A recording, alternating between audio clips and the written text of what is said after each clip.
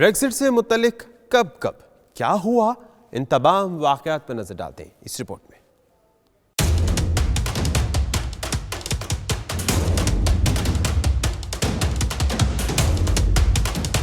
23 جون 2016 کو برطانیہ میں ایک ریفرینڈم کرایا گیا جس میں 51.9% افراد نے یورپی یونین سے علیحدگی کے حق میں، جبکہ 48.1% نے مخالفت میں ووٹ دیا۔ ریفرینڈم کے بعد وزیر اعظم ڈیوڈ کیمرون نے اپنے عہدے سے استعفیٰ دے دیا تھا، جس کے بعد 13 جولائی 2016 کو ٹریزا میں ملک کی نئی وزیر اعظم منتخب ہوئی۔ 29 مارچ 2017 کو آرٹیکل 50 نافذ العمل ہوا، جس کے بعد برطانیہ کے یورپی یونین سے انخلاء کا کاؤنٹ ڈاؤن شروع ہو گیا۔ ٹریزا مے نے پارلیمنٹ میں اپنی پوزیشن مضبوط کرنے کے لیے 8 جون کو قبل از وقت انتخابات کا اعلان کیا، تاہم ان کی یہ تدبیر الٹی پڑ گئی، جس کے نتیجے میں کنزرویٹو اپنی مزید 13 نشستیں کھو بیٹھی اور اسے برسر اقتدار رہنے کے لیے ڈیموکریٹ یونینسٹ پارٹی سے ہاتھ ملانا پڑا۔ 26 جون 2017 کو برطانیہ اور یورپی یونین میں مذاکرات کا باقاعدہ آغاز ہوا۔ 13 دسمبر کو پارلیمنٹ میں ایک بل منظور کیا گیا جس کے تحت حکومت ایوان میں طے شدہ ڈیل پر ووٹنگ کرانے کی پابند ہوگی۔ 15 دسمبر کو یورپی یونین اور برطانیہ میں مذاکرات کا دوسرا دور شروع ہوا، جس سے قبل دونوں کے درمیان آئرش بارڈر سمیت دیگر معاملات پر بات چیت کے خد و خال پر اتفاق ہو چکا تھا۔